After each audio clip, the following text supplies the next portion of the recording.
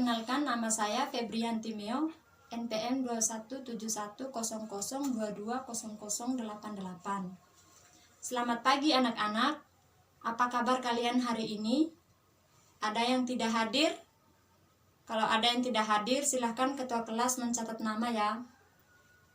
Baik, sebelum kita memulai pelajaran kita pada hari ini, Ibu meminta salah satu untuk memimpin kita dalam doa.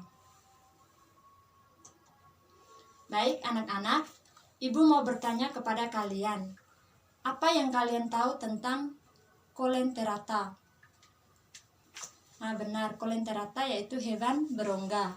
Jadi materi kita hari ini yaitu tentang Coelenterata.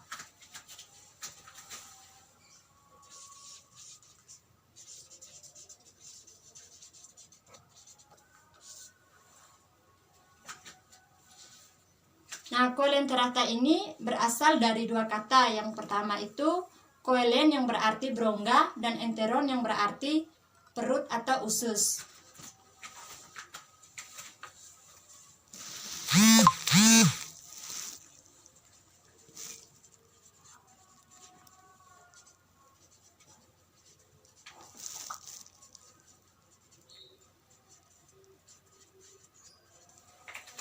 Jadi Coelenterata itu merupakan hewan yang menggunakan rongga perut sebagai tempat pencernaan makanan.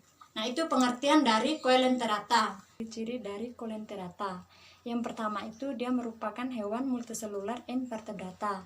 Yang kedua, habitatnya di laut atau air tawar. Nah, struktur tubuhnya itu radial simetri. Yang keempat itu dipoblastik. Nah, bentuk seperti tabung atau polip dan seperti mangkok atau medusa. Nah, di atas tubuh terdapat mulut dan tentakel untuk menangkapkan mangsa dan bergerak. Yang berikutnya itu tentakelnya itu punya sel racun atau sel penyengat. Yang berikutnya itu rongga gastrovaskular itu sebagai sistem pencernaan. Baik anak-anak, apakah kalian paham dengan ciri-ciri Coelenterata? Nah, kalau kalian sudah paham, kita lanjutkan ke klasifikasi Coelenterata. Nah, klasifikasi Coelenterata ini dibedakan menjadi 3 kelas. Yang pertama itu klasifikasi Coelenterata dibedakan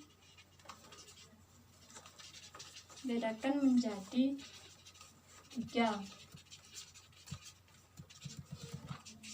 Yang pertama itu kelas hydrozoa. Nah, kelas hydrozoa ini dia memiliki ciri-ciri. Yang pertama itu sebagian besar berbentuk polip dan hidupnya itu di air laut. Yang kedua itu dapat berkembang biak dengan aseksual maupun seksual. Nah, sebagian besar merupakan hermaprodit. Namun, meskipun hermaprodit, hewan tersebut tidak bisa melakukan pembuahan sendiri karena saat dewasa sel telur dan sperma yang dihasilkan bersamaan sehingga dalam fertilisasi tetap membutuhkan individu baru. Contohnya itu di sini Ibu ada menyiapkan gambar.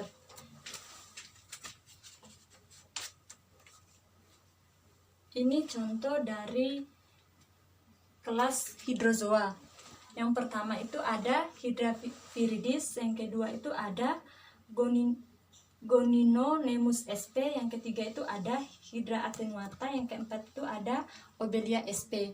Nah, ini termasuk dari contoh gambar kelas hydrozoa. Yang kedua itu kelas scyphozoa.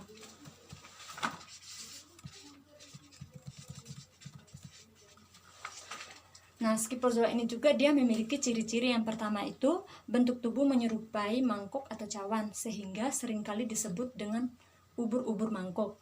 Yang kedua, hidup dengan 2 bentuk yaitu medusa dan polip. Namun, bentuk medusanya itu lebih mendominasi. Diameter tubuhnya itu dapat mencapai 2 meter. Memiliki kelenjar kelamin atau gonad yang terdapat dalam kantung-kantung ruang gastrikum. Hidupnya juga di air laut. Nah, di sini juga ada contoh dari kelas scyphozoa. Nah, ini contoh dari kelas scyphozoa. Ini ada 4. Yang pertama itu ada Tamoya sp, yang kedua itu ada Cassipeia sp, yang ketiga itu ada Aurelia aurita, yang keempat itu ada Lucernaria sp. Nah, ini contoh dari kelas scyphozoa. Yang ketiga itu kelas Anthozoa.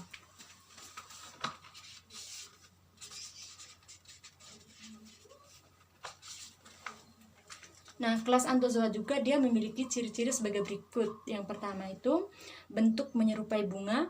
Yang kedua itu memiliki tentakel di sekitar mulut dalam jumlahnya yang banyak. Yang ketiga itu mulutnya memanjang, bermuara dalam tabung yang disebut dengan stomedeum. Yang keempat, pembentuk anemon laut dari terumbu karang. Nah, di sini juga ada contoh gambar dari kelas Anthozoa.